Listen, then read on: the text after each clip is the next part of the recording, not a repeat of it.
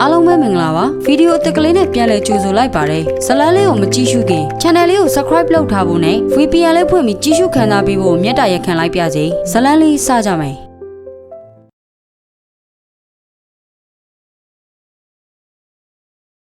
ဇလန်းလေးအစမှာတော့အဓိကအဖွားနုလောက်ရမှာကတီတီကိုမြုပ်ခဲ့တဲ့တင်းချောင်းကိုပြန်သွားပြီးတော့တီတီအလောင်းကနေသပင်တချို့နဲ့လက်သေးသားတချို့ကိုညှက်ယူလာခဲ့ပြီးစားရေးအနီလေးတွေကိုထည့်ကတနေရာမှာပြစ်ချထားပေးခဲ့ရမှာဖြစ်တယ်လို့ဆိုပါတယ်အဲ့ဒီစားရေးအနီလေးကိုကောက်ယူမိတဲ့လူကတော့ကောင်းကင်ဘုံကနေတီတီရဲ့သတို့သားဖြစ်တတ်မှတ်ပေးမှာဖြစ်ပြီးတတ်မှတ်ခံရတဲ့လူကလည်းမင်္ဂလာပွဲကိုညှင်းပယ်လို့ရမှာမဟုတ်ဘူးလို့လည်းနတ်ဆရာပြောပြလိုက်ပါသေးတယ်အဲ့တော့အဖွားနုတယောက်နောက်ညမှာပဲအလောင်းစီကိုပြန်သွားပြီးလိုအပ်တာတွေကိုယူလာခဲ့ပါတယ်အိမ်ညမှာမိုးတွေကလည်းအရန်ချင်းနေတာဖြစ်တဲ့အတွက်အဖွားနုလည်းတီတီအလောင်းကလိုအပ်တာတွေကိုယူလို့ပြီးမှမိုးချင်းတန်ကြောင့်အရန်လန်းဖြန့်သွားခဲ့ရပြီးတော့အမလီနစ်မေကဆက်ကောင်းကင်ဘုံရောက်သွားပြီဟဲဆိုပြီးရောင်ပြီးတော့အော်ခဲ့မိပါသေးတယ်ဒီတခန်းမှာပြသထားတဲ့လူကြောလေးကတော့မင်းမဲဖြစ်ပြီးမင်းကလက်ရှိမှာသူ့ရဲ့ crush စုံနှောင်းမမကြီးကွာရဲ့အတွက်သတင်းပေးတာဝန်ကိုထမ်းဆောင်နေရဖြစ်ပြီးရဲစခန်းမှာယာရုတိုးပြီးအလုတ်တင်ဖြစ်အောင်စူးစမ်းနေသူလည်းဖြစ်ပါတယ်ဒါပေမဲ့မင်းတယောက်သတင်းပေးဖြစ်တာဝန်ထမ်းဆောင်နေရနှစ်တော့ကြာပေမဲ့လေမင်းရဲ့မူရစ်ဆေးကိုလက်ဝဲထားရှိမှုဆိုတဲ့သတင်းပေးမှုကြောင့်တန်တရားရှိသူကိုဖမ်းဆီးရကနေတကယ်တမ်းမှာတန်တရားရှိသူစီကနေမူရစ်ဆေးတွေမတွေ့ခဲ့ရပဲတရသီးစိမ့်နဲ့တို့စားတဲ့အာဂျီနိုမိုတိုအချိုမုံဝင်သာတွေ့ခဲ့ရတာဖြစ်ပြီး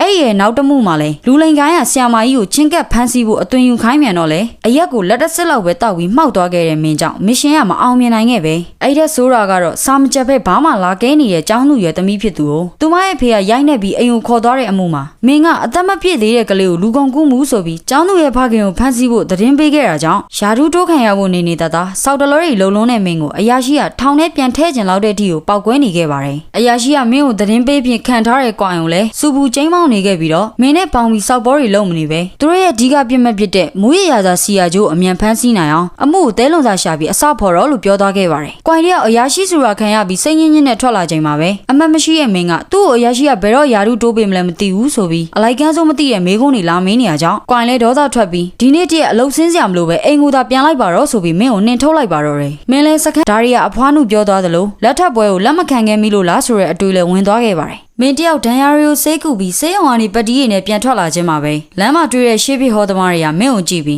းကန်ဆိုးမှုတွေကိုမြင်နေရတယ်မင်္ဂလာဆောင်ရင်းရှိတယ်ဘာညာဆိုပြီးလာစားနေပြန်တာကြောင့်မင်းလဲခမရတို့လူလိန်တွေကိုမယုံဘူးဗျာအာယုံလာမနှောက်နဲ့ဆိုပြီးစိတ်ပေါက်ပေါက်နဲ့ပြောချပစ်လိုက်ပါတယ်ဒါကိုကြားသွားတဲ့ဇိုးဘေတင်ဆရာအုပ်စုဟာသူတို့လူလိန်လို့ပြောရပါမလားဆိုပြီးဒေါပွားသွားချိန်မှာမင်းရဲ့လက်မှာပတ်တီးလွတ်နေတဲ့တချောင်းနဲ့တော့လက်ခလေလေးကြောင့်သူတို့ကိုဆဲနေပါတယ်လို့ထပ်ထင်သွားကြပြီးမင်းကိုဝိုင်းကြိတ်ကြပါတော့တယ်မင်းလဲတနာကနေနာတပူကနေနပူဖြစ်သွားတာမို့ဒီကန်ဆိုးမှုတွေကလက်ထပ်ပွဲကိုညှင်းဆန်လိုက်ကြောင့်ပဲလို့တတိချယုံကြည်သွားခဲ့ပြီးတော့လက်ရှိကန်ဆိုးမှုတွေကနေလွတ်မြောက်အောင်လုပ်ဖို့အတွက်တဆေမင်္ဂလာပွဲကိုသဘောတူလိုက်ရပါတော့တယ်အဲ့လိုနဲ့မင်္ဂလာပွဲကိုကျင်းပချိန်မှာတော့အဖွားနုကမြေးလေးတီတီရဲ့ငငယ်ကပုံလေးတွေကိုထုတ်ပြပြီးတီတီကတရိတ်ဆန်လေးတွေကိုချစ်တဲ့ကြောင်းနောက်ပြီး LGBT တွေအတွက်တိုက်ပွဲဝင်ပေးနေတဲ့လူဖြစ်ကြောင်းနဲ့အမျိုးမျိုးသောတီတီရဲ့အကြောင်းတွေကိုပြောပြရင်အဖွားနုတယောက်ဝမ်းနေခဲ့ပါတယ်အဖွားနုကတီတီရဲ့ကိုဘွားအယုတ်ကြီးကိုကြည်ရင်းနဲ့မြေးလေးတီတီရဲ့အဖွားတာဝန်ကျေပြီးနော်လို့ပြောချိန်မှာပဲတီတီရဲ့ဖခင်အန်ကယ်တာရောက်လာခဲ့ပြီးတော့မင်္ဂလာပွဲကိုချက်ချင်းရက်ပြေးဆိုပြီးလာတောင်းရမ်းခဲ့ပါတယ်ဒါပေမဲ့အဖွားနုကတော့ငြိမ်မခံပဲတီတီအသက်ရှင်နေစဉ်ကလည်းအန်ကယ်တာရဲ့ကန့်ကွက်မှုတွေကြောင့်ကလေးကမင်္ဂလာပွဲမလုပ်ခဲ့ရပဲတေဆုံးသွားခဲ့ရတာဖြစ်တဲ့အတွက်ဒီတစ်ခေါက်မှာတော့လာမနှောက်ရှက်နဲ့တော့လို့ပြောပြီးတားဖြစ်သူအန်ကယ်တာကိုနေရာကနေနင်းထုတ်ပစ်လိုက်ပါတော့တယ်မင်းကသူ့ရဲ့ကန်ဆိုးမှုတွေကိုပြေပြောက်ချင်လို့သာအခုလိုလုပ်ခဲ့ရပေမဲ့လက်ရှိအချိန်တွေအတွက်အတော်လေးစိတ်ညစ်နေတဲ့ပုံပါပဲအဲ့လိုနဲ့မင်္ဂလာပွဲပြီးသွားချိန်မှာတော့အစင်လာရတီတီရဲ့ဝင်းညင်ကိုပါခေါ်ခဲ့ပြီးကျင်စာဦးဇနီးမောင်နှံရဲ့အိမ်ကိုအတူထွက်လာခဲ့ကြပြီပဲဖြစ်ပါတယ်မင်းရဲ့တိုက်ခန်းစီကိုအဖွားနုနဲ့သူမရဲ့တငယ်ချင်းတွေရောလိုက်ပါလာခဲ့ကြပြီးတော့တီတီရဲ့ဓာတ်ပုံနဲ့အဝတ်စားတွေကိုလည်းမင်းရဲ့အိမ်ခန်းထဲမှာထားပေးခဲ့ကြပါတယ်အဖွားနုကမင်းရဲ့အိမ်ယာပေါ်မှာတီတီရဲ့အဝတ်စားတွေကိုဖြန့်ခင်းပေးထားတာကြောင့်မင်းလည်းအဲ့လိုဖြန့်ခင်းပေးရင်သူညာဘက်အိပ်ပျော်တဲ့အခါတီတီကိုဖိမိသွားမှစိုးရင်ကြောင့်ပြောလိုက်ပါတယ်အဖွားနုနဲ့သူ့ friend တွေကတော့မဟုတ်လေမင်းနဲ့တီတီတို့ကလင်မယားတွေဖြစ်သွားကြပြီမို့ဖိမိသွားလဲပြဿနာမရှိပါဘူးဝဲပစ္စည်းရဲ့အပါဝင်တီတီရဲ့ဓာတ်ပုံနဲ့အဝတ်စားတွေကိုပါမကြမ်းအားလုံးကိုတိုက်ခန်းအောက်ကအမိုက်ပုံးမှာချက်ချင်းသွားပစ်လိုက်ပါတယ်ဒါပေမဲ့မင်းအခန်းကိုပြန်ရောက်တဲ့အခါတီတီရဲ့အဝတ်စားတွေကအခန်းထဲကိုပြန်ရောက်နေခဲ့ပြန်တာကြောင့်မင်းလည်းနောက်တစ်ခေါက်ပြန်လွတ်ပစ်လိုက်ရပြီးတရေဆိုတာတကယ်မရှိပါဘူးကွာလို့အော်ရင်ကိုအားတင်းနေခဲ့ရပါတယ်အဲ့လိုအားတင်းနေရင်းနဲ့ပဲတီတီရဲ့အဝတ်စားနဲ့ဓာတ်ပုံကြီးကအရှိတတဲ့ခုံမှာလာထိုင်နေသလိုကြီးနဲ့ပြန်ပေါ်လာပြန်တာကြောင့်မင်းလည်းအကြောက်လွန်ပြီးအသက်ကုန်အော်ဟစ်နေရပါတော့တယ်အဲ့ နောက်မှာတော့မင်းလဲရေချိုးခန်းထဲမှာရေဝင်ချိုးနေခဲ့ပြီးတော့ခါရင်းရက်တွေနဲ့မတူတာကတော့ရုတ်တရက်ကြီးတရေတယောက်ရဲ့လင်ဖြစ်သွားခဲ့တာကြောင့်မင်းလဲရေချိုးနေရင်နောက်ကျောမလုံးပဲဘယ်နာအမြတ်ပေါ်လာမလဲဆိုပြီးထိတ်လန့်နေခဲ့ရပါတယ်အဲ့ချိန်ဆောက်ပြုတ်ကျသွားတာကြောင့်မင်းလဲသူ့ရဲ့အောက်ပိုင်းကိုလိုက်ကနေအုပ်ပြီးဆက်ပြကိုကုန်းကောက်ဖို့လှုပ်လိုက်ပါတယ်ဆက်ပြအောင်မိဖို့နည်းနည်းလောက်ပဲလိုတဲ့အချိန်မှာတော့အောက်ဘက်ကနေဘွားကနေဆိုပြီးတီတီရဲ့ဝိညာဉ်ကြီးကပေါ်လာခဲ့ကမင်းအောင်လဲမင်္ဂလာပါချစ်လင်ရေးဆိုပြီးလှုပ်လာတာကြောင့်မင်းတယောက်ကြောက်ချီးပန်းနေခဲ့ပါတယ်မင်းကသူ့အနာကိုမလာနဲ့ဆိုပြီးမျက်လုံးစုံမရင်တီတီကိုမောင်းထုတ်တဲ့အခါမှာတော့တီတီကလည်းအနာကနေပျောက်ကွယ်သွားခဲ့ပါတယ်နောက်တော့မှမန်ထဲကိုကြီးလိုက်တဲ့အခါတီတီကမင်းရဲ့ဂုတ်ပေါ်မှာခွာစီးထားတာကိုမြင်တွေ့လိုက်ရပြီးမင်းလဲအချောက်တရေငါးစီမလာနဲ့ဆိုပြီးထပ်អော်ရပြန်ပါတယ်တီတီကတော့သူ့ကိုအချောက်တရေလို့ခေါ်တဲ့ကိစ္စကြောင့်အရန်စိတ်ဆိုးသွားခဲ့ပြီးတော့သူ့ကိုအချောက်တရေလို့ခေါ်တာကိုရက်ပြီးအချစ်လေးလို့ပြောင်းခေါ်ဆိုပြီးသူ့ရဲ့ခေါင်းကြီးကိုပြောင်းပြန်လဲကတရေမျက်နှာကြီးလှုပ်ပြီးမင်းကိုခြောက်လန့်ပါတော့တယ်ဒါပေမဲ့မင်းကအဲ့ချိန်မှလည်းအရန်အကြောက်လွန်ပြီးအချောက်တရေလို့ထပ်អော်လိုက်ပြန်တာကြောင့်တီတီလည်းဒေါသငယ်တဲ့ရောက်သွားခဲ့ပြီးတော့မင်းကိုပညာပေးပါတော့တယ်တီတီကမင်းရဲ့ခန္ဓာကိုယ်ထဲကိုဝင်ပူးလိုက်ပြီးတော့ရေချိုးနေတဲ့မင်းကိုကိုလုံးတီးနဲ့ပဲအပြင်ကိုလမ်းလျှောက်ခိုင်းလိုက်ပါတယ်မင်းထွက်လာတဲ့နေရာမှာစစ်စေးရေးဂိတ်လည်းရှိနေရကြောင်းအရာရှိအပြင်အနားမှာရှိနေတဲ့လူအားလုံးလည်းဖင်မြောင်ကြီးနဲ့ကနေမင်းကိုအာယုံရသွားခဲ့ကြပါတယ်မင်းကအနားမှာရှိနေတဲ့တိုင်ုံပတ်ပြီးဆက်စီကားတွေကနေတဲ့အပြင်တိုင်ုံဖတ်တွယ်ပြီးခြေထောင်နှချောင်းကိုကားချလိုက်တာကြောင့်အရှိမရှိနေတဲ့လူတွေကိုသူ့ရဲ့အမြောက်ကြီးနဲ့အော်တိုချိန်ပြီးသားဖြစ်သွားခဲ့ပါတယ်မင်းကိုဗီဒီယိုရိုက်နေကြတဲ့လူတွေကလည်းမျက်စိရှိရမြင်ကွင်းကြောင့်ပြူးထူးပြဲတဲ့တွေဖြစ်ကုန်ကြပြီးတော့တီတီကလည်းအဲ့ချိန်ကြောင့်မှပဲမင်းရဲ့ခန္ဓာကိုယ်တွေကနေထွက်ပေးလိုက်တာကြောင့်မင်းတယောက်ဘာဖြစ်လို့ဖြစ်သွားမှန်းတော့မသိပေမဲ့တော်တော်လေးကိုရှက်တွေကွဲသွားခဲ့ရပြီးရဲရပါလိုက်ဖမ်းနေလို့လွတ်အောင်ထွက်ပြေးလာခဲ့ရပါတော့တယ်အဲ့နောက်မှာတော့တညာလုံးရဲလက်ကလွတ်အောင်ထွက်ပြေးလာခဲ့ရတဲ့မင်းလဲမနဲ့စောစောမှာပဲနတ်ဆရာစီကိုသွားပြီးသူလက်ထပ်ထားတဲ့တရေကောင်နဲ့ကွာရှင်းညင်ညောင်းကိုသွားပြောခဲ့ပါတယ်နတ်ဆရာမင်းရဲ့ဇာတာပညာကိုတွက်ချက်ပြီးရဲ့နောက်မှာတော့မိုးကောင်းငယ်ကဆုံးဖြတ်ထားတဲ့အရာကိုစန့်ကျင်မှုမဖြစ်နိုင်တာမို့ကွာရှင်းလို့မရနိုင်ကြောင်းနဲ့မင်းနဲ့တီတီတို့ကလည်းအရင်ဘကအတော်လေးနဲ့ရှိုင်းနေဆက်ဆံရေးတွေရှိခဲ့ကြတယ်လို့ဆိုပါတယ်အဲ့ချိန်မင်းလဲလန့်ပြန်ပြီးအရင်ဘကလည်း तू ကတီတီရဲ့ယောက်ျားဖြစ်ခဲ့တာလားလို့ပြန်မေးလိုက်တော့နတ်ဆရာကြီးကလည်းအရင်ဘကတီတီနဲ့မင်းတို့ကလင်မယားတော်ခဲ့တာမဟုတ်ပဲမင်းကတီတီရဲ့အိမ်မွေးခွေးတစ်ကောင်ဖြစ်ခဲ့ကြောင်းသာပြန်ပြောခဲ့တာပါဒါပေမဲ့တီတီမင်းအနာထွက်သွားအောင်လုပ်လို့ရတဲ့နီးတနည်းရရှိပြီးအဲ့ဒါကလည်းမင်းကတီတီရဲ့မပြီးမြောက်သွားတဲ့ဆန္ဒတွေကိုမေးပြီးတီတီဖြစ်ချင်တဲ့အရာတွေကိုဖြည့်ဆည်းပေးရင်တီတီဝိညာဉ်ဘဝကျွတ်လို့ပြီးလူပြန်ဝင်စားသွားလိမ့်မယ်လို့ဆိုရတယ်အဲ့တော့မင်းလည်းမတက်တာတဲ့အစုံဒီတနည်းကိုပဲအားကိုးရတော့မှာမို့အိမ်ပြန်ရောက်ချင်းမှာပဲသူနဲ့စကားထွက်ပြောပါလို့တီတီကိုအော်ခေါ်လိုက်ပါတယ်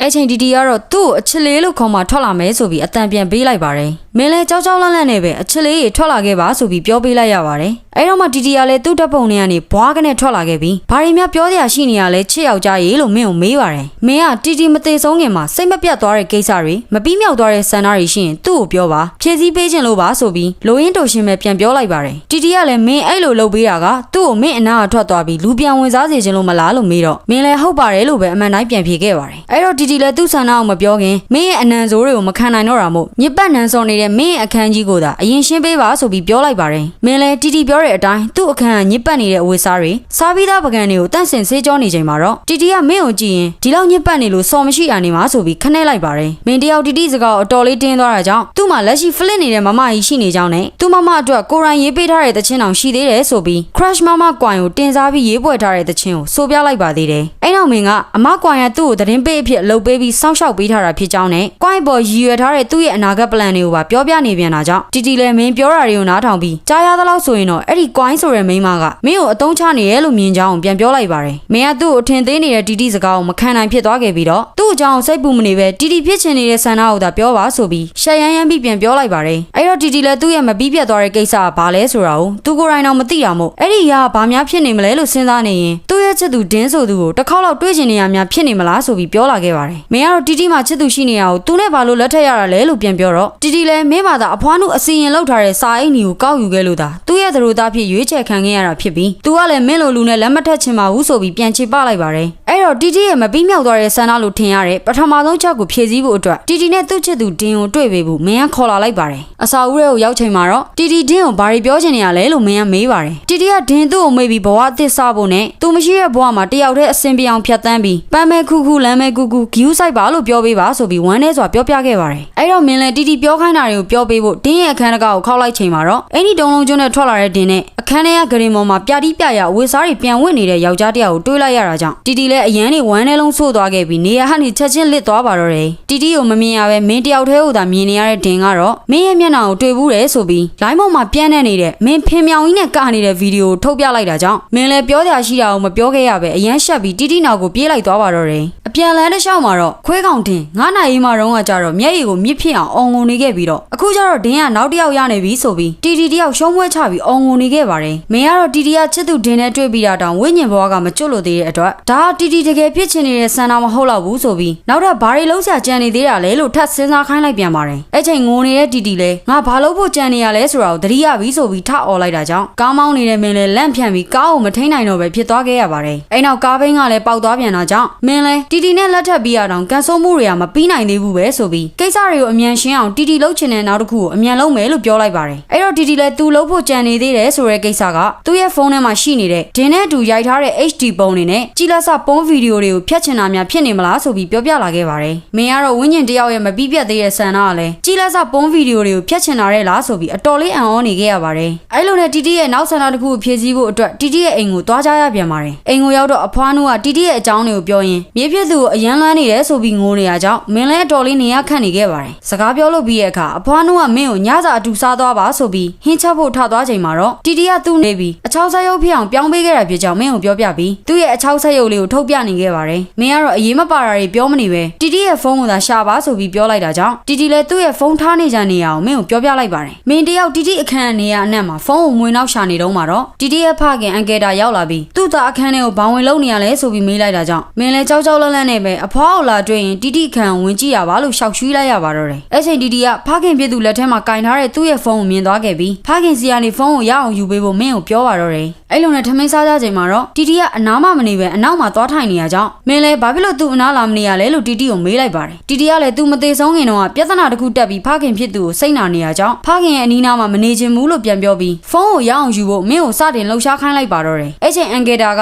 မင်းကိုဘာအလုပ်လုပ်တာလဲဘယ်မှာနေရလဲဆိုပြီးမေးလာတာကြောင့်မင်းလည်းသူတာဝန်ထမ်းဆောင်နေတဲ့ရဲစခန်းကိုပြောပြပြီးအဲ့ဒီစခန်းမှာပဲစုံတော့သတင်းပေးလုပ်နေကြောင်းကိုပြန်ဖြေလိုက်ပါတယ်အန်ကယ်တာသူ့ရဲ့သားလေးတီတီကလည်းအဲ့ဒီရဲစခန်းနားမှာပဲကားတိုက်ခံရပြီးဆုံးမသွားတာဖြစ်ကြောင်းနဲ့တီတီကားတိုက်ခံရတော့ကအဲ့ဒီနေရာနီးတစ်ဝိုက်မှာလမ်း CCTV တွေပြတ်နေတယ်ဆိုပြီးရဲစခန်းကပြောလာတာကြောင့်အဲ့ဒါဖြစ်နိုင်ကြရောရှိရလားဆိုပြီးမင်းကိုမေးနေခဲ့ပါတယ်အဲ့နောက်အန်ကယ်တာကတီတီရဲ့ဖုန်းကိုအပြင်ဆိုင်မှာလောဖွင့်ခိုင်းပြီးတော့မှပဲအချက်လက်တွေကိုယူပြီးစခန်းမှာအမှုထပ်ဖွင့်မယ်လို့ပြောတော့မင်းလဲသူတို့လိုရဲဘက်ဆိုင်ရာလူတွေကဖုန်းလောဖြီတဲ့ပညာလဲကျွမ်းတဲ့ဘာညာနဲ့ရွှေ့လိုက်ပြီးတော့တီတီရဲ့ဖုန်းကိုသူဖွင့်ပေးပါမယ်လို့ဆိုပြီးတောင်းယူလိုက်ပါတယ်အဲ့နောက်တီတီပြောတဲ့ password နံပါတ်တိုင်းရိုက်နှိပ်ပြီးဖုန်းကိုဖွင့်လိုက်ပြီးတော့ဖုန်းတောက်ကိုဖုန်းပြန်ပေးလိုက်ပါတယ်အန်ကယ်တာလည်းဖုန်းကိုမင်းစီပြန်ပေးလိုက်ပြီးတော့ဒီဖုန်းကိုလောရအောင်ဖြည့်ပေးဖို့နဲ့ဖုန်းထဲမှာတဲလွန်စာရှာပြီးတီတီကိုကားနဲ့တိုက်ပေးသွားတဲ့လူကိုကူရှာပေးပါလားဆိုပြီးအကူအညီတောင်းလာခဲ့ပါတယ်မင်းကလက်ခံလိုက်ချိန်မှာတော့အနောက်မှာရှိနေတဲ့တီတီလည်းဖခင်ဖြစ်သူကသူ့အသက်ရှင်နေစဉ်တုန်းကတော့အမြဲပြည့်မြင်နေပြီးအခုကျမှဘာရီလာပြီးစိတ်ဝင်စားနေရလဲဆိုပြီးမကြေမနက်တွေဖြစ်နေပါသေးတယ်အဲ့နောက်မှာတော့မင်းရဲ့ခြေထောက်ကိုခွေးတစ်ကောင်ကလာခွနေရကြောင်းမင်းလည်းအတော်လေးလန့်သွားခဲ့ပါတယ်တီတီကတော့ခွေးလေးကိုမြင်ချင်းသူအရန်လွမ်းနေခဲ့ကြောင်းပြောပြီးခွေးလေးကိုစားနှောက်နေပါတယ်အဖွားနုကလည်းအဲ့ဒီတောဆိုတဲ့ခွေးလေးက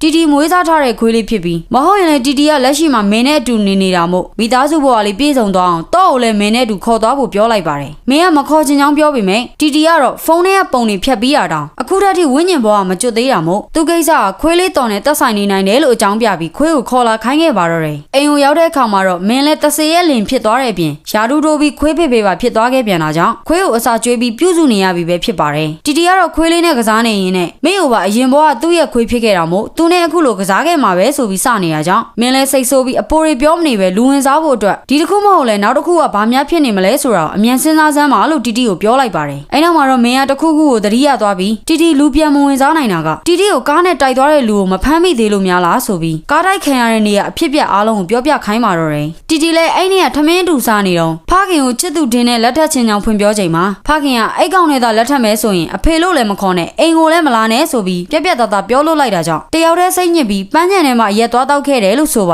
တယ်အိမ်နောက်လက်ရှိကိစ္စကိုပြောပြဖို့တင်းကိုဖုန်းခေါ်ပေမဲ့တင်းကဖုန်းမကင်တာကြောင့်တင်းစီကိုပို့ပေးဖို့သူ့ကိုယ်သူဗီဒီယိုရိုက်ပြီးလမ်းဖြတ်ကူးတဲ့အချိန်မှာကားနဲ့အတိုက်ခံခဲ့ရတာဖြစ်ကြောင်းအကြောင်းစုံပြောပြလိုက်ပါတယ်အဲ့တော့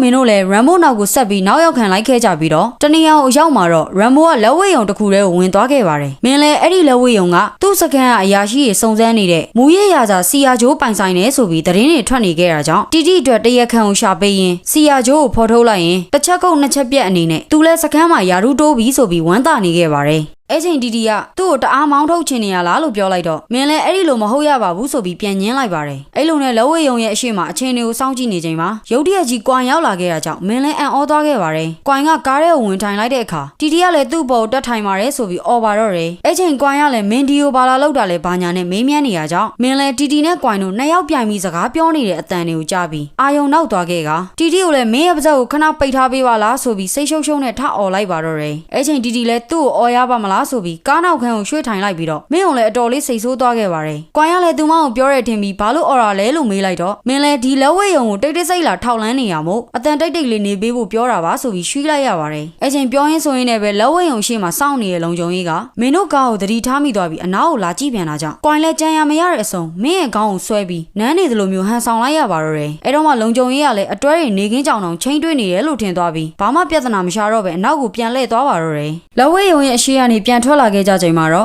့မင်းကမင်းညရမ်ဘိုးဆိုတဲ့လူစီကနေမူရစ်ဆေးတို့ကိုတွေးရှိခဲ့ပြီးတဲ့နောက်ဒီမနက်မှာအခုလိုလက်ဝဲယုံရဲ့ရှေ့ထိနောက်ရောက်ခံလိုက်လာခဲ့တာဖြစ်ကြောင်းကွိုင်ကိုအကြောင်းစုံပြောပြနေခဲ့ပါတယ်။ကွိုင်ကသူမကလည်းဒီလက်ဝဲယုံရဲ့အခြေအနေကိုစောင့်ကြည့်နေတာဖြစ်ကြောင်းပြန်ပြောပြလိုက်တော့မင်းလည်းအဲ့လိုဆိုရင်ဒီလက်ဝဲယုံရဲ့နောက်ွယ်အကြောင်းအရာတွေကိုစုံစမ်းမှုအတွက်သူနဲ့ကွိုင်တို့နှစ်ယောက်အတူပူးပေါင်းပြီးဆောင်ရွက်လို့ရတာပဲလို့ပြောလိုက်ပါတယ်။ဒါပေမဲ့ကွိုင်ကတော့ဒီကိစ္စပေါ်သေးသေးမဟုတ်တာမို့သူတို့လိုအနေထားနဲ့ဒီအမှုကိုကင်တွယ်ဖို့ခက်ခဲလုံးတဲ့အပြင်ဒီအမှုကိုအစိုးရဘက်ကလည်းအချိန်တော်ကြာစုံစမ်းစစ်ဆေးပြီးစောင့်ကြည့်နေကြတာဖြစ်တဲ့အတွက်စောက်တလွဲရေလှုပ်တတ်တဲ့မင်းနဲ့လည်းဖြစ်မှာမဟုတ်ပါဘူးလို့သာပြန်ပြောခဲ့ပါတယ်။စကားကိုအရင်နားထောင်တဲ့မင်းကတော့ဒီအမှုကိုသာဖော်ထုတ်နိုင်ရင်သူ့ကိုထင်သေးနေတဲ့ Crash Mama ကွိုင်စီကကြည်ပြူမှုတွေရရှိမှာဖြစ်ပြီးကံကောင်းရင်စခန်းမှာယာရုတိုးပြီးကွိုင်နဲ့ပါပါတနာတွေဖြစ်တာဝန်ထမ်းဆောင်ဝင်ရသွားမှာမို့ဒီအမှုကိုရအောင်စုံစမ်းမှုကသူ့ရဲ့ရွှေအောင်အခွင့်အရေးပဲဆိုပြီးနောက်တည့်ရက်မှာပဲလက်ဝဲယုံသွားကတင်းနှန်းသားအဖြစ်သူ့ကိုယ်သူအံ့နံလိုက်ပါတယ်။အဲ့လိုနဲ့ပထမဆုံးရက်မှာပဲတလွဲစိန်မင်းတယောက်လက်ဝဲယုံကိုရောက်လာပြီးလက်ဝဲထိုးဖို့လက်အိတ်ပါမလာတဲ့အတွက်တင်းနှန်းမှာရှိနေတဲ့လက်အိတ်အစ်စ်တွေအများကြီးတဲ့တစ်ခုကိုခွင်တောင်းပြီးအသုံးပြုလိုက်ရပါတယ်။အစမ်းလေးချင်းကြတဲ့အခါမှာလဲမင်းတယောက်တင်းနှန်းမှာရှိရဲ့လူကောင်အကြီးဆုံးဖိုက်တာကြီးတစ်ကောင်နဲ့အတူလေးချင်းမှုဖြစ်လာခဲ့ပြီးပွဲအစမှာနဲ့ဖိုက်တာကြီးအမောက်သိပ်သမျှကိုအလူးလဲခံနေရပါတော့တယ်။ဒါပေမဲ့မင်းကသူဒီလိုနာကျင်နေရတာနဲ့တန်အောင်အလက်ကတော့အထိုးခံလို့မရဘူးလို့ဆိုပြီးတဲလွန်စာတစ်ခုခုရဖို့အတွက်တီတီကိုအပြင်ထွက်ပြီးရမ်မိုကာကိုရှာခိုင်းလိုက်ပါတယ်။တီတီလည်းမင်းပြောတဲ့အတိုင်းအပြင်ကိုထွက်ပြီးရမ်မိုကာကိုရှာတဲ့ချိန်မှာတော့ရမ်မိုတယောက်သူ့ကားထဲမှာပစ္စည်းတစ်ခုကိုအသေးအံရှာနေတာကိုတွေ့ခဲ့လိုက်ရပါတယ်။အထဲမှာကြံခဲ့တဲ့မင်းကတော့လေးကျင်ရေးပြီးသွားချိန်ဖူးရောင်နေတဲ့သူ့မျက်နှာကြီးကိုကိုယ်တိုင်ကြက်ထုတ်ထိုးနေခဲ့ရပါတယ်။အဲ့ချိန်သိတယ်ဆိုပြီးကိုဖြေသိမ်းလိုက်ရပါတယ်။အဲ့ချိန်မှာတော့တီတီလည်းပြန်ရောက်လာခဲ့ပြီးရမ်မိုရဲ့ကားကိုရှာတွေ့ခဲ့ကြောင်းမင်းကိုပြောပြခဲ့ပါတယ်။ညဘက်ရောက်တဲ့အခါမှာတော့မင်းကတင်နှန်းသားတွေအားလုံးအိပ်ပျော်နေချိန်မှာအပြင်ကိုခိုးထွက်ပြီးရမ်မိုရဲ့ကားကင်မရာစတစ်ကိုခိုးယူလိုက်ပါတယ်။အဲ့ချိန်မလန်းမကန်းကနေရမ်ဘိုကြီးထွက်လာပြီးသူ့နောက်ကနေလိုက်လာတဲ့အဖွဲတွေကခေါင်းဆောင်လို့ထင်ရတဲ့လူကြီးကိုလည်းနောက်မဖြစ်စေရပါဘူးဆိုပြီးတစုံတစ်ခုအတွက်အသေးအံတောင်းပန်နေခဲ့ပါတယ်။မင်းတို့လည်းကားကိုကွဲပြီးချောင်းကြည့်နေချိန်မှာတော့အပြင်ကိုထွက်လာတဲ့လူကတီတီကိုကားနဲ့တိုက်သွားတဲ့ညကကင်မရာမှတ်တမ်းထဲမှာတွေ့ရတဲ့ဖက်နက်နဲ့လူပဲဖြစ်ပြီးတော့ရမိုစီယာနေလဲစီယာကျိုးရေကျွန်တော်တောင်းပန်ပါတယ်ဆိုပြီးပြောတဲ့ကိုကြားလိုက်ရတာကြောင့်မင်းနဲ့တီတီလည်းတီတီကိုကားနဲ့တိုက်သွားတဲ့လူကစီယာကျိုးပဲဆိုတာကိုသိလိုက်ရပြီးဒီလက်ဝဲယုံကြီးကိုစီယာကျိုးပိုင်နေဆိုတဲ့ကောလာဟာလာကလည်းအမှန်ပဲဆိုတာကိုသိလိုက်ရပါတော့တယ်။အဲ့ချိန်တစ်ဖက်မှာရမ်ဘိုကြီးကိုစီယာကျိုးရဲ့တပည့်တွေကဝိုင်းကန်နေကြပြီးစီယာကျိုးကတော့သူ့ဖက်နက်ကိုထိခိုက်သွားမှစိုးလို့သာရမ်ဘိုကိုသူ့ကိုယ်တိုင်မကန်တာဖြစ်ကြောင်းပြောပြပြီးဒီဖက်နက်ကိုဝယ်တော့ထိုင်းနိုင်ငံမှာ900ပဲရှိတာမို့ဝယ်ယူသွားတဲ့မင်းသားတယောက်စီကနေဈေးပုတ်ပေးပြီးမနေ့ပြန်ဝယ်ခဲ့လိုက်ရကြောင်းမစီမဆိုင်ရှင်းပြနေပါသေးတယ်။အဲ့တော့မင်းတို့လည်းသူတို့သိချင်နေတဲ့အရာအားလုံးကိုသိလိုက်ရပြီးစီယာဂျိုးကိုလည်းခြေရခံမိသွားကြပြီမို့ရဲစခန်းကိုအပြေးသွားပြီးစီယာဂျိုးရဲ့အကြောင်းသက်သေရပြီဆိုပြီးအရာရှိတွေစီမှာတင်ပြခဲ့ပါတယ်။မင်းကရမ်ဘိုရဲ့ကားရလာတဲ့ကင်မရာမှတ်တမ်းတွေကနေတီတီကိုစီယာဂျိုးကားနဲ့တိုက်ပြီးထွက်ပြေးသွားတဲ့ဗီဒီယိုဖိုင်ကိုအရင်ဆုံးဖွင့်ပြလိုက်ပါတယ်။ဗီဒီယိုကြည့်ပြီးတဲ့နောက်မှာတော့မင်းကစီယာဂျိုးကိုဖမ်းလို့ရပြီလို့ပြောလိုက်တော့အရာရှိကအခုပြတဲ့ဗီဒီယိုအရဆိုရင်တော့ကားတိုက်ပြေးတဲ့အမှုကိုပဲတရားစွဲလို့ရမှာဖြစ်ပြီးစီယာဂျိုးရဲ့နောက်ကွယ်ကမူရစ်ဆေးကိစ္စကိုတော့ဖော်ထုတ်လို့မရနိုင်ဘူးလို့ပြန်ဖြေခဲ့ပါတယ်။ဘေးမှာရှိနေတဲ့ကွိုင်ကလည်းစီယာဂျိုးလိုလူကအကောင်ကြီးနဲ့အဆက်အသွယ်ရှိပြီးအာနာကြီးရဲ့လူဖြစ်နေရမို့ဒီလိုမျိုးကားတိုက်ပြေးတဲ့အမှုလောက်ကိုတော့ငွေနဲ့ဖြေရှင်းပြီးအေးဆေးလွတ်မြောက်သွားမှာဖြစ်ကြောင်းဝင်ပြောခဲ့ပါသေးတယ်။အဲ့တော့မင်းကလည်းအဲ့လိုဆိုရင်လည်းသူအထူးပြင်ဆင်လာတဲ့တပ်တွေတစ်ခုကိုပြမယ်ဆိုပြီးရမ်ဘိုစီယာဂျိုးနဲ့သူ့လူတွေဝိုင်းပြီးရိုက်နှက်နေကြတဲ့ဗီဒီယိုထုတ်ပြလိုက်ပြန်ပါတယ်။မင်းကတော့အဲ့ဒီဗီဒီယိုထဲမှာကမူရစ်ဆေးတော့ကိုပြအောင်လုပ်လိုက်တဲ့ရမ်ဘိုကြီးကိုစီယာဂျိုးနဲ့သူ့လူတွေကရိုက်နှက်နေကြတာပါလို့ပြောပေမဲ့မင်းတယောက်ပြီးခဲ့တဲ့အပတ်ကရေမြောင်းနဲ့ကိုဖုန်းပြုတ်ကြပြီးဖုန်းစပီကလစ်သွားတဲ့အတွက်ဗီဒီယိုထဲမှာအတန်ပြောက်ပြီးရုပ်ကိုပဲမြင်နေရတာမို့ဒီ ဒီတက်တွေကမခိုင်လုံမှုဆိုပြီးအရာရှိကပြန်ပြောခဲ့ပါတယ်အဲ့တော့မင်းလည်းဒီလောက်အတိအကျလုပ်ပေးထားတာတောင်တက်တွေကမခိုင်လုံမှုတဲ့လားဆိုပြီးစိတ်ပြက်နဲ့ပဲအိမ်ကိုပြန်သွားလိုက်ပါတယ်မင်းတယောက်စိတ်ပြက်လက်ပြက်နဲ့ဆိုဖာပေါ်မှာလဲနေချိန်မှာတော့ခွေးလေးတော်ကမင်းရဲ့အိတ်ကိုကြည့်ပြီးအဆက်မပြတ်ဟောင်းနေရကြောင်းတီတီလည်းမင်းရဲ့အိတ်ထဲမှာတခုခုရှိနေလို့တော်ဟောင်းနေရဖြစ်မယ်လို့ပြောလိုက်ပါတယ်မင်းလည်းအိတ်ထဲပစ္စည်းအလုံးကိုတော်ရဲ့အရှိမထုတ်ချပေးလိုက်ပြီးတော့တော်ကလည်းထူးထူးဆန်းဆန်းမင်းလက်ဝဲရုံကယူလာတဲ့မှာကြံခဲ့တဲ့အရာရှိကလည်းမင်းတယောက်စောက်တလွဲတွေထပ်လုပ်ပြန်ပြီးဆိုပြီးဒေါသထွက်သွားခဲ့ပေမဲ့ကဲဒီအထိရောက်နေမှာတော့မထူးတော့ပါဘူးဆိုပြီးရဲတပ်သားတွေကိုချက်ပြကလက်ဝဲရုံတစ်ခုလုံးဝိုင်းခိုင်းလိုက်ပါတော့တယ်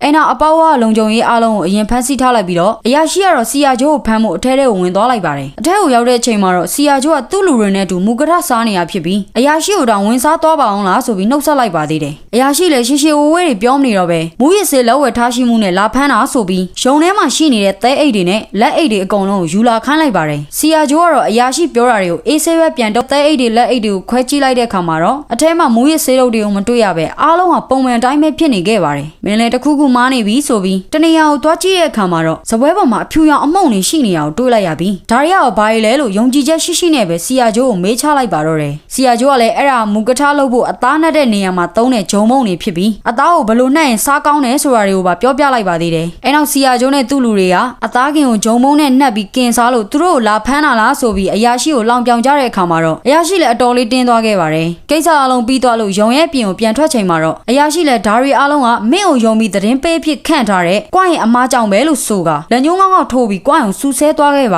တယ်အဲ့ချိန်မင်းကလည်းကျွန်တော်ကြောင့်ဖြစ်တာကိုကျွန်တော်ကိုပဲစူပါအမကွိုင်းကိုစူစရာအကြောင်းရှိဘူးဆိုပြီးအရာရှိကိုလမ်းအောင်ပြောလိုက်တာကြောင့်ကွိုင်းလည်းဘာမှထပ်မပြောဘူးမင်းကိုတားပြီးအရင်ရှက်လုံးတာကြောင့်မျက်ရည်တွေနဲ့ပဲနေရာကနေထွက်သွားလိုက်ပါတော့တယ်မင်းလည်းပေါ့ဝမှာကြံနေခဲ့ပြီးအတော်လေးစိတ်သက်ကြနေခဲ့ရပြီးတော့တီတီကလည်းမင်းကိုကြည့်ပြီးစိတ်မကောင်းဖြစ်နေခဲ့ရပါတယ်အဲ့ချိန်တီတီကလူအုပ်ကြားရဲကနေလက်ဝဲယုံတွေကိုမသိမသာဝင်သွားတဲ့ဒင်းကိုတွေးလိုက်ရတာကြောင့်နောက်ကနေအမြန်လိုက်ကြည့်လိုက်ပါတယ်အထဲကိုရောက်တဲ့အခါမှာတော့လက်ဝဲစီးရဲ့အမှုမှန်ပေါ်ပေါအောင်လဲဆောင်ရွက်ပေးနေရဖြစ်လို့ကျေးဇူးမတင်တော့အပြစ်တော့မမြင်ပါနဲ့ဆိုပြီးပြန်ပြောလိုက်ပါတယ်တီတီကလည်းမင်းအဲ့လိုလုပ်ပေးတာကသူ့ကိုလူပြန်ဝင်စားပြီးမင်းအနာအမြန်ထွက်သွားအောင်လုပ်တာပဲမို့ဘာလို့ကျေးဇူးတင်နေရမှာလဲလို့ပြန်ပြောတော့မင်းလည်းဒေါသထွက်သွားခဲ့ပြီးအဲ့လိုဆိုရင်လည်းဒီလောက်တစ်ခုပြီးတစ်ခုလုပ်ပေးနေရတော့တီတီကဘာလို့လူပြန်မဝင်စားသေးပဲသူ့အနာမှာဆက်ရှိနေရလဲဆိုပြီးပြောချပြစ်လိုက်ပါတော့တယ်အဲ့နောက်နှစ်ယောက်သားဒေါသကိုစီနဲ့ပဲသူတပြန်ကိုတပြန်စကနာထိုးကြရင်အကြီးကျယ်စကားများခဲ့ကြပါတော့တယ်အချိန်တစ်ခုကြာအောင်ရန်ပြစ်ကြလို့ပြီးမှာတော့မင်းကမဟုတ်ရင်လည်းသူနဲ့ရှိနေပြဿနာတက်မဲ့အတူတူတီတီလည်းကိုယ်ဤစားနဲ့သာပြန်နေလိုက်တော့ဆိုပြီးတီတီရဲ့ဓာတ်ပုံကိုဆွဲယူကတင်းရဲ့အိမ်ကိုထွက်သွားပါတော့တယ်လမ်းတစ်လျှောက်မှာတော့တီတီလဲစိတ်လိုက်မှန်ပါရီမလုံးနဲ့ဆိုပြီးဘေးကနေ6တလဲ6တလဲပြောနေပေမဲ့မင်းကတော့လုံးဝဂယုံမဆိုင်ခဲ့ပါဘူးအဲ့လိုနဲ့ဒင်းရဲ့အိမ်ရှိကိုရောက်ချိန်မှာတော့မင်းတကားခောက်လိုက်တဲ့အခါဒင်းလဲချက်ချင်းထွက်လာခဲ့ပါတယ်မင်းကတီတီရဲ့ပုံပြပြီးဒါအကိုရီစားဟောင်းမလားသူကျွန်တော်နဲ့အတူပါလာတယ်သူဆုံးပြီးတဲ့အကိုသူ့ကိုတစ်ခါတော့သတိရဘူးရဲ့လားလို့မေးလိုက်တော့ဒင်းလဲကြောင်အန်းဖြစ်သွားပြီးမင်းကလည်းဘာရီလာရှုံနေရလဲလို့ပြန်မေးလိုက်ပါတယ်အဲ့ချိန်ဒင်းရဲ့အနောက်ကနေမိန်းကလေးတယောက်ထွက်လာခဲ့တာကြောင့်မင်းလဲမိန်းကလေးကိုမြင်ပြီးခမရ sorry နဲ့လည်းအိတ်တာပဲလားခမရနှစ်ဖက်ချွန်လားဆိုပြီးအရင်တစ်ခေါက်လာတော့ကဒင်းကိုရမ်မိုနဲ့တူရှိနေအောင်မြင်ခဲ့ရတဲ့အကြောင်းပြောပြလိုက်ပါတယ်။အဲ့ချိန်အနောက်မှာရှိနေတဲ့မိန်းကလေးကအဲ့ဒီ Rambo ဆိုတဲ့လူကတင်းရဲ့တငယ်ချင်းပဲဖြစ်ပြီးမင်းမြင်ခဲ့ရတဲ့ကိစ္စကလည်း Rambo ကတင်းစီကနေပြီးတော့အင်ကြီးလာငါးဝတ်တာသာဖြစ်ကြောင်းနဲ့ Rambo ကြီးကလည်းဂိမ်းမဟုတ်ပဲဘာမှဆေးရောက်တဲ့ကောင်းဆိုပြီးတော့ပြောပြလိုက်ပါတယ်။အဲ့ချိန်တင်းလည်းမိန်းကလေးရဲ့ပါဇက်ကိုအမြန်ပိတ်လိုက်ရပြီးတော့မင်းအောင်လည်းသူ့အိမ်ရှိကနေထွက်သွားဆိုပြီးမောင်းထုတ်ပါတော့တယ်။မင်းကလည်းတကားကိုအတင်းဆွဲပြီးတီတီနဲ့ဒင်းတို့ကြားမှာပြောကြရရှိနေသေးတာမို့ဒီတိုင်းတော့ပြန်မသွားနိုင်ဘူးဆိုပြီးပြန်ပြောတော့ဒင်းလည်းစိတ်တူပြီးမင်းကိုထိုးချလိုက်ကသူကဂိမ်းမဟုတ်ပဲယောက်ျားစစ်စစ်တယောက်သာဖြစ်ပြီးတီတီလိုလူမျိုးလည်းသူလိုချင်တာတွေရှိလို့သာချင်းကပ်ခဲ့တာဖြစ်ကြောင်းနဲ့အခုလက်ရှိသူနေတဲ့ကွန်ဒိုတိုက်ခန်းကိုတီတီကဝယ်ပေးထားခဲ့တာဖြစ်ပြီးအဲ့လိုမျိုးဝယ်ပေးအောင်လဲအချောက်တယောက်ကိုဘလောက်တောင်တီးခံပြီးအတူနေခဲ့ရလဲဆိုတာကိုသိလားလို့ပြန်ပြောပြီးအခန်းတကားကိုပိတ်ချပစ်လိုက်ပါတော့တယ်တီတီကတော့ဒင်ပြောတဲ့စကားတွေကြောင့်ငိုနေုံသာတက်နိုင်ခဲ့ပါဒင်းရဲ့အခန်းထဲကိုဝင်သွားခဲ့ပြီးတော့ချစ်သူမိန်းကလေးကိုဂူးဆိုင်ပေးနေတဲ့ဒင်းကိုမျက်ရည်တွေနဲ့ရက်ကြည့်နေခဲ့ပါတယ်အဲ့တော့အရင်ကဒင်းနဲ့တူသွားဘူးတဲ့နေရာတွေကိုပြန်သွားပြီးဒင်းနဲ့အတူရှိခဲ့တော့အမတ်တရတွေကိုပြန်မြင်အောင်ရင်ဝမ်းထဲစွာငိုကြွေးနေပါတော့တယ်အချိန်ခဏကြာတဲ့အခါမှာတော့တယောက်တည်းထိုင်နေတဲ့တီတီရဲ့ဘေးနောက်မင်းနဲ့ခွေးလေးတော့ရောက်လာခဲ့ပါတယ်မင်းကတီတီကိုပြန်ချော့လိုက်ပြီးတော့သူမားသွားရင်တောင်းပန်ချင်ပါတယ်လို့ပြောခဲ့ပါတယ်တီတီကလည်းမင်းပေါ်စကားနိုင်လူကျင်စိတ်နဲ့ပြောခဲ့မိတဲ့စကားတွေကြောင့်ပြန်တောင်းပန်လိုက်ပြီးတော့မင်းကသူတီတီကိုစိတ်မညစ်စေချင်တာမို့အဲ့ဒီဒင်းဆိုရဲကောင်ကြောင့်ဝမ်းထဲမနေပဲဒင်းနဲ့ဝေးသွားတ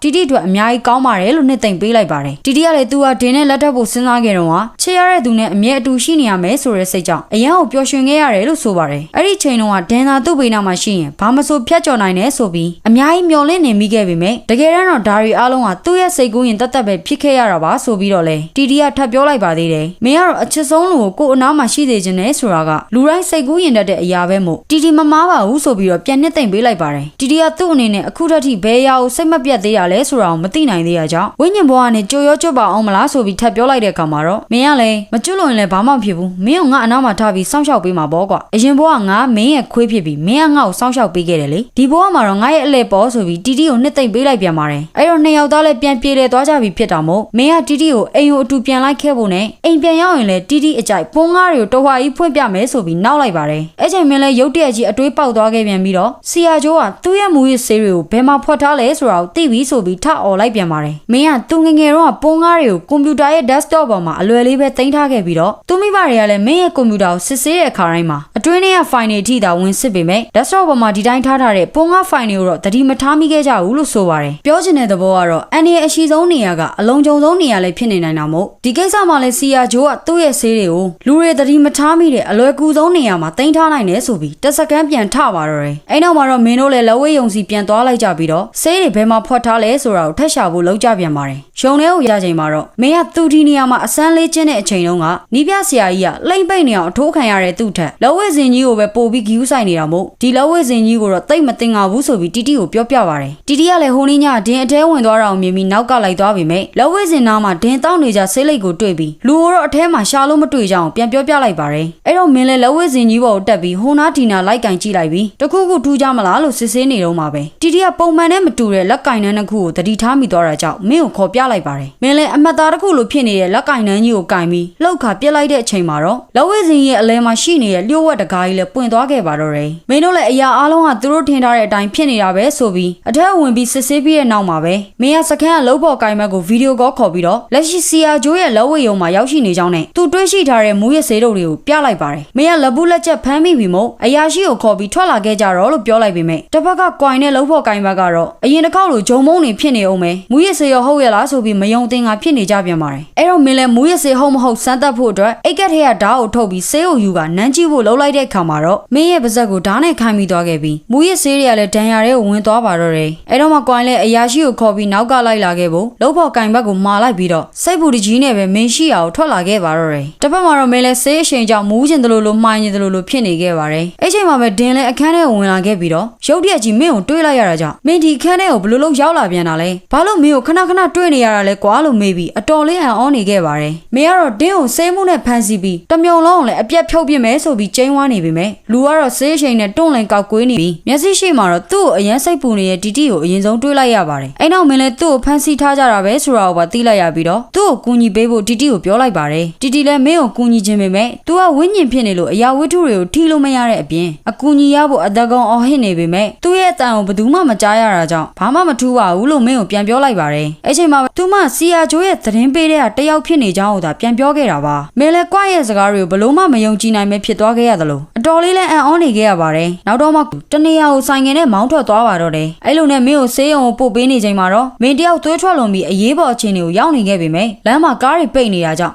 ဆေးရုံအမြင်မသွားနိုင်ပဲဖြစ်နေခဲ့ရပြန်ပါတယ်တီတီကတော့မင်းဘေးကနေအော်ဟစ်ငိုယိုနေခဲ့ပြီးသူ့ကိုထားမသွားပါနဲ့လို့ပြောနေခဲ့ပေမဲ့အားနဲ့လုံးနဲ့တီတီရဲ့အတန်ကိုမင်းကမကြားနိုင်ခဲ့ပါဘူးမင်းကတီတီကိုကြည့်လိုက်ပြီးတော့ငါသေသွားမှကိုစိတ်မပူနဲ့ကွာငါသေသွားရင်တရေဖြစ်ပြီးမင်းနဲ့တောင်အတူတူနေလို့ရသေးတယ်လို့ပြောလိုက်ချိန်မှာတော့တီတီလည်းမျက်ရည်တွေကိုလုံးဝထိမ့်မထားနိုင်ခဲ့တော့ပါဘူးအဲ့ချိန်ဘေးမှာစောင့်နေပြီးတဲ့အရာရှိကတော့မင်းရဲ့စကားသံတွေကိုကြားပြီးဘသူနဲ့စကားပြောနေရလဲစိတ်ကိုထိမ့်မအောင်ဆိုပြီးမင်းကိုပြောလိုက်တော့မင်းကလည်းကျွန်တော်မိမနဲ့စကားပြောနေတာဗျလို့အာတင်းပြီးပြန်ဖြေခဲ့ပါတယ်အဲ့လိုပြန်ဖြေလို့အပြီးမှာပဲမင်းတယောက်နှလုံးခုန်လုံးလေးလည်းရက်သွားခဲ့ပြီးမျက်လုံးတွေလည်းမှိတ်သွားခဲ့ပါတော့တယ်တီတီလည်းမင်းကိုကဲဖို့အရေးကြီးနေတာမို့သူ့ဝိညာဉ်ကအာရန်နေနေတာကိုဂူးမဆိုင်နိုင်တော့ပဲလမ်းမှာပိတ်နေတဲ့ကားမောင်းသမားတွေအားလုံးရဲ့ခန္ဓာကိုယ်တွေကိုအလဲကျဝင်ပူးလိုက်ပြီးတော့ကားတွေကိုလည်းလမ်းဘေးကပ်မောင်းပေးလိုက်ပါတော့တယ်အဲ့တော့မှလမ်းကြောလေးရှင်းသွားခဲ့တာမို့မင်းကိုတည်ယူလာတဲ့လူနာတင်ကားကလည်းလမ်းကိုဖြတ်မောင်းဝင်ရသွားခဲ့ပြီးဆေးရုံအမြန်မောင်းသွားခဲ့ပါတော့တယ်နောက်မနေ့မှာတော့မင်းလည်းဆေးရုံပေါ်မှာပဲသတိပြန်ရလာခဲ့ပြီးတော့ဘေးမှာစောင့်ပေးနေတဲ့အရာရှိကလည်းမင်းနိုးလာတာကိုတွေ့ပြီးကြည်စံကမင်းရဲ့သွေးလွတ်ကြောတွေကိုဖျက်ဝင်မသွားတာကြောင့်မင်းအသက်ဘေးကလုတ်ခဲ့ကြအောင်ရှင်းပြလိုက်ပြီးတော့ဝမ်းသာအားရနဲ့ပဲဆရာဝန်တွေကိုခေါ်ဖို့ထွက်သွားလိုက်ပါတယ်အဲ့ချိန် TV ကနေပြီးတော့မင်းည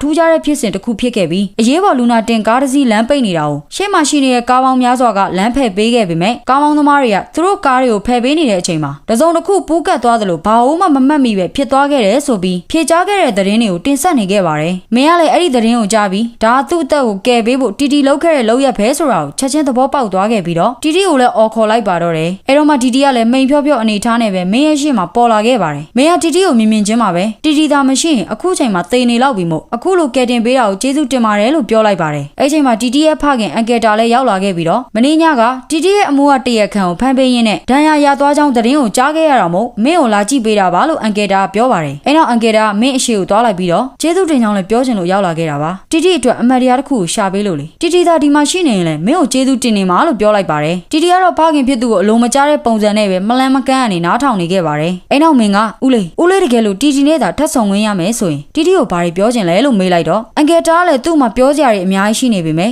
အရာအလုံးကနောက်ကျသွားပါပြီလို့စိတ်မကောင်းစွာပြန်ပြောခဲ့ပါတယ်မင်းကလည်းဦးလေးတီတီလက်ထပ်မဲ့ကိစ္စနဲ့ပတ်သက်ပြီးဦးလေးတို့သားဖစကားများခဲ့ကြတာကိုကျွန်တော်သိပါတယ်တီတီရုတ်တရက်ကြီးဆုံးမသွားတော့ဦးလေးသူ့ကိုနှုတ်မဆက်လိုက်ရဘူးမလားကျွန်တော်ယုံပါတီတီကဦးလေးပြောတာတွေအားလုံးကြားနေရတယ်ဆိုပြီးတားဖြစ်သူအတွက်အန်ကယ်တာရဲ့ရင်ထဲကစကားလုံးတွေကိုဖွင့်ချခိုင်းလိုက်ပါတော့တယ်အဲတော့မှအန်ကယ်တာလည်းအရေးဆွန်ပြီးတော့တီတီရဲ့အဖေမင်းကိုပြောချင်တာကတော့တောင်းပန်နေဆိုတဲ့စကားပါပဲအဖေသိပါတယ်မင်းကိုတေးစီခဲ့ရတဲ့အကြောင်းရင်းအဖေကိုယ်တိုင်ပဲဆိုတော့ဒါမဲ့အဖေမှလည်းအကြောင်းရင်းတစ်ခုရှိပါတယ်ဆိုပြီးတီတီမသိလိုက်ရတဲ့အမှန်တရားတစ်ခုကိုအန်ကယ်တာအခုလိုမျိုးပဲပြောပြလာပါသေးတယ်တရက်မှာအန်ကယ်တာနဲ့အဖွားနုတို့တာမီးနှစ်ယောက်ထမင်းစားနေကြရင်းနဲ့အဖွားနုကတီတီလက်ထပ်မဲ့ကိစ္စကြောင့်အန်ကယ်တာကိုအရေးမွအနေနဲ့ပြောပြခဲ့ပါတယ်ဒါမဲ့အန်ကယ်တာကတော့ဘလို့မှလက်မခံနိုင်ဘူးဆိုပြီးညှင်းဆန်နေတာမို့အဖွားနုလည်းကိုသားသမီးရဲ့ဖြစ်တည်မှုကိုလက်ခံပေးရမှာကမိဘရဲ့တာဝန်ပဲဖြစ်ကြောင်းနဲ့မိဘဖြစ်သူကိုရိုင်းတောင်ဒါကြီးကိုအပြစ်တစ်ခုလိုရှုံချနေမယ်ဆိုရင်ပဝင်းညင်ကလူတွေကပို့ပြီးစော်ကားလာနိုင်တာမို့ကိုသားသမီးရဲ့ခံစားချက်ကိုပဲကြည်ပေးဖို့နဲ့လိန်တူချစ်ကြိုက်တယ်ဆိုတာလည်းတီတီလုံးယူထားတဲ့အရာမဟုတ်ပဲသူ့အတွက်သဘာဝကပေးလိုက်တဲ့လက်ဆောင်ပဲဖြစ်နေတာမို့အန်ကယ်တာရဲ့အတွေးတွေကိုပြင်မာဆိုပြီးအဖွားနုကဖြောင်းဖြတ်သွားခဲ့ပါတယ်အဲ့တော့အန်ကယ်တာလည်းသူဘလောက်ပဲလက်မခံနိုင်ဖြစ်နေပါစေတီတီသာဆန္ဒရှိနေတားလို့မရနိုင်တာမို့အ ਨੇ ဆုံးတော့တီတီလက်ထက်မဲ့လူကဘလို့လူစားလဲဆိုတာကိုသိရအောင်အရင်ဆုံးလေးလာကြည့်မယ်ဆိုပြီးနောက်တရက်မှာပဲဒင်းရဲ့အိမ်ကိုလိုက်သွားခဲ့ပါတယ်အဲ့ချိန်အန်ကယ်တာအိမ်ပေါဝမှာမိန်းမတစ်ယောက်နဲ့ပုတိပုတ်မဖွဲမရလုံနေတဲ့ဒင်းကိုတွေးလိုက်ရတာကြောင့်ဒင်းဆိုတဲ့ကောင်ကသူ့သားတီတီကိုတသက်လှည့်စားနေတာပဲဆိုတာကိုသိခဲ့လိုက်ရပါတယ်အဲ့ဒါကြောင့်ပဲနောက်တရက်မှာတီတီကသူ့လက်ထက်မဲ့ကိစ္စကိုဖွင့်ပြောလာတဲ့အခါအန်ကယ်တာအဲ့ဒီဒင်းဆိုတဲ့ကောင်နဲ့သာလက်ထက်သေကန်းပြတ်ပဲလို့ခါခါတီတီညင်းခဲ့ရတာပဲဖြစ်ပါတယ်ဒါပေမဲ့အဲ့နေကအန်ကယ်တာလည်းဒင်းရဲ့အိမ်ရှိမှာသူမြင်ခဲ့ရတဲ့မြင်ကွင်းကိုသားပြစ်သူကိုမပြောပြရက်ခဲ့တဲ့အတွက်အကျန်းနီးနဲ့သာစကားပြောမိခဲ့တာမို့သားဖားနှစ်ယောက်ကစကားများခဲ့ကြရတာဖြစ်ပြီးဖြစ်ဆိုးနဲ့ကြုံရမှာမဟုတ်တာမို့ဘလို့ပဲနေသူ့ရဲ့အမားပါဆိုပြီးအန်ကယ်တာအမှန်တရားတွေအားလုံးပြောပြလိုက်ပါတော့တယ်တီတီကတော့ဖခင်ပြောပြတဲ့စကားတွေကိုကြားလိုက်ရပြီးအကြောင်းစုံသိလိုက်ရတာကြောင့်ပြောမပြနိုင်အောင်ဝမ်းနဲ့နေခဲ့ရပါတယ်အဲ့နောက်မှာတော့အန်ကယ်တာသူအရင်ကဘလောက်ပဲတီတီရဲ့ဆန္ဒတွေကိုညှင်းဆန်ခဲ့မိပါစေအခုချိန်မှာတော့အရာအားလုံးကိုလက်ခံလိုက်ပြီးဖြစ်တာမို့သူ့သားတီတီကမိတ်ကပ်တွေခေါင်းဝင်းတွေကိုနှစ်သက်တတ်တဲ့ယောက်ျားတစ်ယောက်ဖြစ်နေပေမဲ့လူသားတွေကလူတစ်ယောက်ပါပဲလို့ပြောလာခဲ့ပါတယ်အန်ကယ်တာတကယ်လို့လက်ရှိချိန်မှာတီတီသာအသက်ရှင်လျက်ရှိနေပြီးမင်းနဲ့လက်ထပ်ဖို့သာခွင့်တောင်းခဲ့မယ်ဆိုရင်ជីជីဖြူဖြူပဲလက်ခံပေးမိမှာဖြစ်ကြောင်းနဲ့အရာအလုံးအတွက်လည်းကျေးဇူးတင်ပါတယ်လို့ပြောပြီးမင်းကိုဖတ်ထားလိုက်ပါတော့တယ်အဲ့ချိန်မှာတော့မလန်းမကန်းမှာငိုးနေတဲ့တီတီရဲ့ဝိညာဉ်လေးဟာလည်းမြူမုံလေးတွေဖြစ်စတင်ပြောင်းလဲလာပြီးတဖြည်းဖြည်းနဲ့ပဲကောင်းကင်ဘုံကိုပြန်ဝဲသွားနေပြီပဲဖြစ်ပါတယ်မင်းနဲ့တီတီတို့နှစ်ယောက်လုံးကသူတို့နှစ်ယောက်တစ်ချိန်လုံးသိကျင်နေခဲ့ကြတဲ့တီတီရဲ့စိတ်မပြတ်သေးတဲ့ဆန္ဒဘာလဲဆိုတဲ့အဖြေကိုအခုချိန်မှာပဲကိုစီသိလိုက်ကြရပါတော့တယ်တီတီရဲ့ဝိညာဉ်လေးလုံးဝပျောက်ကွယ်မသွားခင်မှာတော့မင်းကတီတီကိုမျက်ရည်တွေနဲ့စိုက်ကြည့်ရင်လည်းနောက်ဘဝမှာတော့ငါတို့တေချာပေါက်ပြန်တွေ့ကြမယ်နော်မင်းရဲ့ခွေးဖြစ်နေဆိုလဲငါမငင်းပါဘူးကွာဆိုပြီးနှုတ်ဆက်စကားပြောလိုက်ပါတယ်တီတီကလည်းသူကိုယ်တိုင်ရွေးချယ်ထားခဲ့တာမဟုတ်ပေမဲ့ကန်တရားကြောင့်ကောင်းကင်ဘုံကသတ်မှတ်ပေးခဲ့တဲ့သူ့ရဲ့ခင်မွန်းဖြစ်သူမင်းကိုမျက်ရည်တွေအပြည့်နဲ့အကောင်းမှုဆုံးနှုတ်ဆက်သွားပြီးတဲ့နောက်မှာတော့မင်းရဲ့ရှေ့ကနေအပီးတိုင်ပျောက်ကွယ်သွားခဲ့ပါတော့တယ်အန်ကယ်တာလည်းစိတ်ဝင်ပြန်သွားခဲ့ပြီးမင်းတယောက်တည်းကြံနေခဲ့ချိန်မှာတော့မင်းလည်းသူနဲ့မသက်ဆိုင်တဲ့အရာဆိုပေမဲ့ဝိညာဉ်တစ်ခုရဲ့ကြည်နူးစရာအကောင်းဆုံးဆန္ဒတစ်ခုကိုဖြည့်ဆည်းပေးလိုက်နိုင်တဲ့အတွက်အရန်ကိုပီတိဖြစ်နေခဲ့ရပါတော့တယ်အဲ့လိုနဲ့အချိန်တစ်ခုကြာမြင့်လာခဲ့ပြီးဖြစ်လို့မင်းလည်းဒဏ်ရာတွေတတ်တာပြီးလူကောင်းတယောက်ပြန်ဖြစ်နေခဲ့ပါပြီမင်းကအရင်လိုစုံတော့သတင်းပေးတော့မဟုတ်တော့ပေမဲ့ရုပ်ရှင်ရိုက်ကွင်းထဲမှာရဲအရာရှိအဖြစ်တရုပ်ဆောင်ပြီးအရန်တရုပ်ဆောင်တယောက်လုပ်နေခဲ့ပါတယ်မင်းကအဖွားနုတို့အန်ကယ်တာတို့နဲ့လည်းအဆက်အသွယ်မပြတ်ရှိနေခဲ့ပြီးတော့ပွဲတော်နေ့တွေမှာဆိုရင်လည်းအဖွားနုနဲ့အန်ကယ်တာတို့အမေမြော့ပဲဂါရဝသွားပြုတ်တတ်ပါသေးတယ်TikTok ကနေရတဲ့ဂေးပေါက်စာလေးတွေအပေါ်မှာជីជីဖြူဖြူနဲ့တန်မိုးထားဆက်ဆံတတ်နေပြီဖြစ်ပြီးတော့ကလေးတွေကိုလည်းနောက်တစ်ခါ TikTok ဆိုရင်အကိုကိုလည်းခေါ်အောင်တော့ဆိုပြီးစားနောက်တက်လာပြီးပဲဖြစ်ပါတယ်မင်းတယောက်တီတီမရှိတော့ပေမဲ့သူ့ရဲ့အိတ်ခမ်းထဲမှာတီတီရဲ့ဓာတ်ပုံလေးကိုအမျက်တနှုံးနဲ့နေရာတစ်ခုပေးထားနေစေဖြစ်ပြီးတီတီထားခဲ့ပြီးတဲ့ခွေးလေးတော်ကိုလည်းတီတီအစားဆောင်းရှောက်ပေးနေခဲ့ပါတယ်မင်းပြောခဲ့သလိုနောက်ဘဝကျရင်တီတီနဲ့ထပ်ပြီးစုံတွေ့နိုင်မလားဆိုတာတော့မသိရပေမဲ့စာအိတ်နီလေးကြောင့်စုံတွေ့ခဲ့ရတဲ့တလွဲစိန်လေးမင်းနဲ့ဝိညာဉ်လေးတီတီတို့ရဲ့ဇလန်းလေးကတော့ဒီနေရာမှာပဲအဆုံးသတ်လို့သွားခဲ့ပါတော့တယ်ဇလန်းလေးကိုအဆုံးထိလိုက်ပါကြည့်ရှုပေးခဲ့ကြတဲ့မိတ်ဆွေတို့တဦးတယောက်ချင်းစီတိုင်းကိုကျေးဇူးထူးပဲတင်ရှိပါတယ်။နောက်ထပ်လည်းဒီ channel လေးကနေပြီးတော့အမိုက်စား movie recap များကိုဆက်လက်တင်ဆက်ပေးတော့မှာဖြစ်ပါတယ်။အဲဒါကြောင့်မိတ်ဆွေတို့အနေနဲ့ recap ဖြစ်ပြန်လည်ခန်းစားခြင်းနဲ့ဇာတ်ကားကောင်းလေးများရှိလို့ရှိရင်အောက်က comment လေးမှာဝင်မှန်ပေးသွားနိုင်ပါတယ်။နောက်များမှာမဖြစ်မနေတင်ဆက်ပေးပါမယ်။အချိန်တစ်ခုပေးပြီးစောင့်မျှော်ကြည့်ရှုပေးဖို့ပဲမေတ္တာရက်ခံချင်ပါတယ်။အားလုံးကိုကျေးဇူးတင်ပါတယ်။နောက်ဗီဒီယိုမှာပြန်တွေ့ပါမယ်။